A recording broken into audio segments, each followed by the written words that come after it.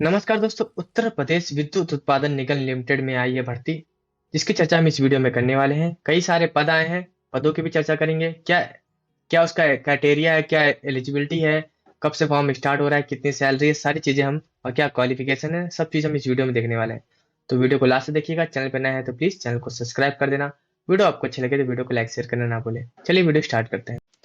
तो जैसा आप स्क्रीन पे देख पा रहे हैं, उत्तर प्रदेश राज्य विद्युत उत्पादन निगम लिमिटेड, ठीक है, विज्ञापन संख्या 2021 की है।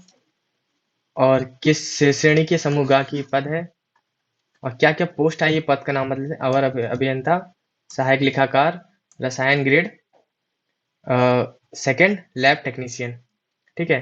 और जो अवर अभियंता में है उसमें आई है यांत्रिक, विद्युत, electronics, control and instrument, computer science. यांत्रिक में आई है 33 पोस्ट, विद्युत में आई है 29 post, electronics, control and instrument में आई है 16 पोस्ट, कंप्यूटर साइंस में आई है 4 पोस्ट। सहायक लेखाकार में देख लेते हैं तो 21 पोस्ट आई है टोटल। रसायन ग्रेड सेकंड में देख लेते हैं तो 14 पोस्ट आई है। और लैब असिस्टेंट में आई है 17 पोस्ट। तो बाकी और देख लेते हैं कि क्या क्या चीजें मांगी गई है, क्या क्या इसका वेतन है। तो वेतन है यहाँ पर देख लेते हैं।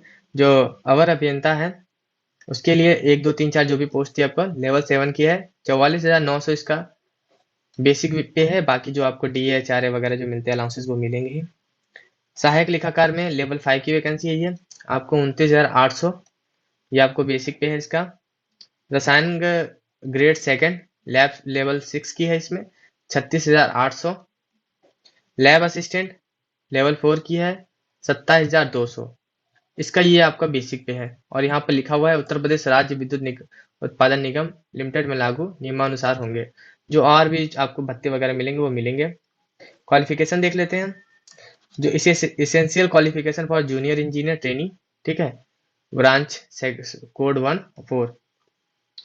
Through the knowledge of Hindi Devanagari script की नॉलेज होने। If the candidate has not pass high school equivalent examination in Hindi, he has to clear the exam conducted by the exam regulatory authority UP, earlier known as the registrar department examination government of India, within 3 years of joining। अगर आपने जो भी candidate अगर उसने हिंदी नहीं ली है, अपने subject में हाई स्कूल में नहीं ली थी, तो उसे ये 3 साल ज्वाइनिंग के 3 साल के अंदर ये एक एग्जामिनेशन है उसको क्वालिफाई करना पड़ेगा, ठीक है।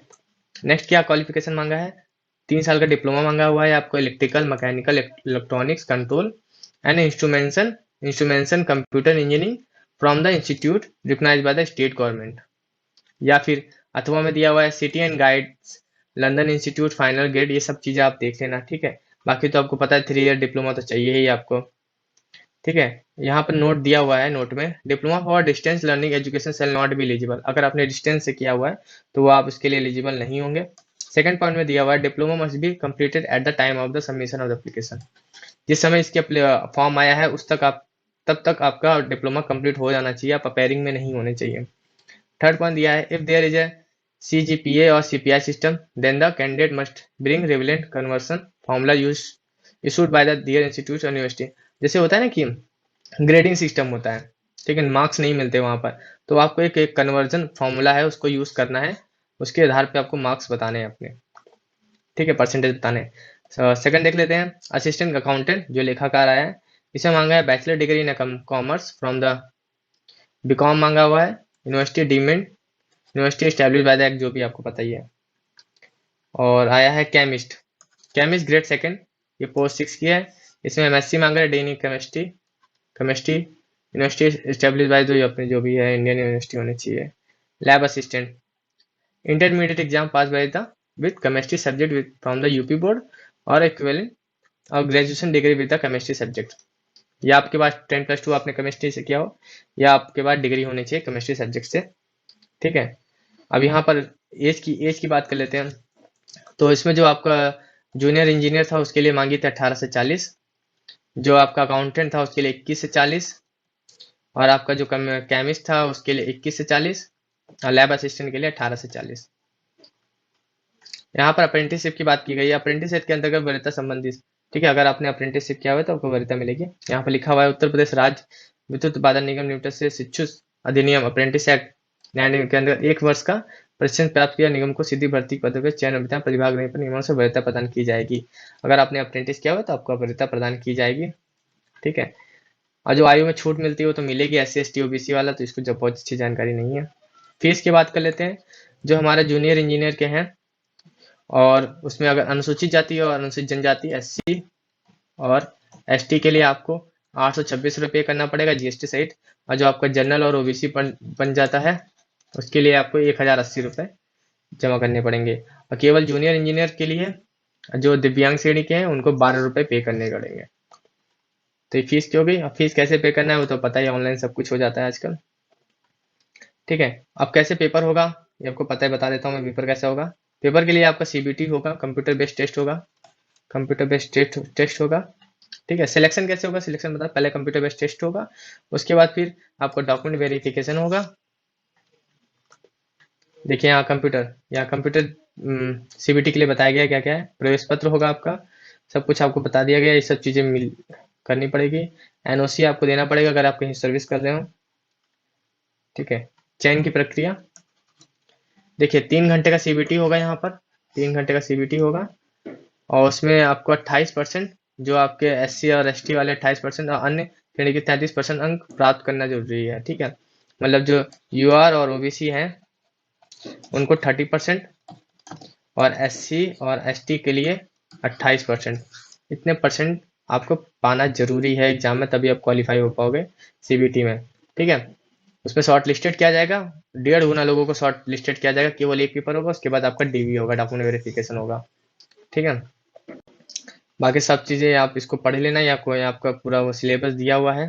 ठीक है, जो जूनियर इंजीनियर के लिए 150 ऑब्जेक्टिव टाइप क्वेश्चंस आएंगे, syllabus in diploma in relevant branch. ठीक है, जो भी आपका वहाँ ब्रांच थी, electrical, mechanical, electronics, control, instrument और कंप्यूटर इंजीनियरिंग जो भी थी आपकी, और इसका पार्ट सेकंड होगा, उसमें 50 ऑब्जेक्ट टाइप क्वेश्चन होंगे, general Hindi, general knowledge and reasoning. ठीक है, for every correct answer 1 mark will be awarded, 1 number दिया जाएगा, और 1/4 की माइनस मार्किंग होगी। असिस्टेंट अकाउंटेंट में देख लेते हैं, तो असिस्टेंट अकाउंटेंट में in a part 1 written exam से there will be objective type questions होंगे। ठीक है, 50 क्वेश्चन होंगे, उसमें O लेवल के क्वेश्चंस आएंगे। ठीक है, और part 1 written examination will be carry 50 पर मार्क, 50 के मार्क्स होंगे, 1/4 की माइनस मार्किंग होगी। जो पार्ट सेकंड होगा उसमें 50% marks will be secured compulsory और otherwise candidate will deemed disqualified. इसे 50% अंक आपको पाना जरूरी हो गया है। ठीक है, पार्ट 1 में। पार्ट सेकंड में देख लेते हैं, आपके 150 ऑब्जेक्टिव टाइप क्वेश्चन होंगे उसमें, और मैक्सिमम 150 मार्क्स का होगा, मतलब एक क्वेश्चन 1 नंबर का होगा। और इसमें क्या क्या होंगे, इसमें इंग्लिश होगा, English and Hindi 10th level की, अर्थमेटिक होगी 10th लेवल की, accountancy, audit and income tax conforming to the graduation standard जो आपने BCom किया है उस स्टैंडर्ड का होगा, accountancy, audit and income tax. यहाँ पर सिलेबस दे दिया गया है अकाउंटेंसी का, और ऑडिट एंड इनकम टैक्स का भी सिलेबस आपको दे दिया, आप देख लेना। केमिस्ट ग्रेड सेकंड की देख लेते हैं, देर विल बी 150 क्वेश्चन होंगे। ठीक है, MSc केमिस्ट्री लेवल सिलेबस से होंगे। ठीक है, और जो पार्ट सेकंड होगा 50 क्वेश्चन होंगे उसमें, ऑब्जेक्टिव टाइप कंप्रेहेंसिंग हिंदी होगा, जनरल हिंदी, जनरल नॉलेज होगा, और रीजनिंग होगा 50 क्वेश्चन। ठीक है, लैब असिस्टेंट की देख लेते हैं पार्ट 1, इसमें केवल पार्ट 1 ही एक ही पार्ट है। There shall be 150 150 objective type questions from the syllabus of the intermediate chemistry के क्वेश्चन होंगे लैब असिस्टेंट के लिए। ठीक है, पार्ट 2 भी इसमें भी है, 50 क्वेश्चन होंगे, objective type comprehending Hindi, English, general math और general knowledge and English reasoning. इतना बड़ा सिलेबस है, आप अच्छे से देख लेना नोटिफिकेशन में। ठीक है, मैंने बहुत जल्दी जल्दी सबको बता दिया आपको। यहाँ टाइप ब्रेकिंग के लिए रूल्स दिया गया, इसको भी आप देख लेना। ठीक है, परीक्षा के स्थान जो आपको सेंटर बनाए गए हैं, लखनऊ, प्रयागराज, कानपुर, वाराणसी, मेरठ, गाजियाबाद, मुजफ्फर, बरेली, आगरा एवं ग्रेटर नोएडा इत्यादि शहर में होगी। ठीक है, इतने सेंटर बनाए गए, इसके अलावा कहीं पर आपका नहीं हो सकता। ठीक है, कैसे इसको अप्लाई करना है, इसके लिए आप उसकी ऑनलाइन वेबसाइट पे जाएंगे, वहां जाके आप इसको अप्लाई कर सकते हैं। ठीक है, यहाँ पर दिया गया है हाउ टू अप्लाई, इसकी ऑनलाइन वेबसाइट पे जाना है, वहां जाके आप इसको अप्लाई कर सकते हैं। तो सारी चीज़ें तो वैसे हो गई हैं। ये देखिए 28 तारीख से फॉर्म स्टार्ट हो रहा है, 28 जनवरी से फॉर्म स्टार्ट है, और 27 फरवरी तक फॉर्म रहने वाला है। ठीक है, 29 फरवरी इसकी लास्ट डेट है शुल्क जमा करने की। तो आप इसको, वैसे सारी चीज़ें तो हो गई, नॉर्मलाइजेशन का फॉर्मूला है, तो नोटिफिकेशन है बस इतना ही था। वैसे सारी जानकारी मैंने आपको दे दी है, सारी डिटेल मैंने आपको दे दी है। अगर आप एलिजिबल हैं तो इस फॉर्म को जरूर भरें, या आपके जान पहचान में या कोई आपका कोई भी हो जान पहचान वाला दोस्त वगैरह, तो उसको आप जरूर बताएं कि इस फॉर्म को फिल करना है। तो क्वालिफिकेशन, एलिजिबिलिटी, सारी चीज़ें आपको मैंने बता दी है। तो वीडियो देखने के लिए थैंक यू। अगर आप चैनल पर नए हैं तो प्लीज़ चैनल को सब्सक्राइब कर देना। वीडियो आपको अच्छी लगे तो वीडियो को लाइक शेयर करना ना भूलें। अभी के लिए अलविदा, मिलते हैं नेक्स्ट वीडियो में। Thank you so much.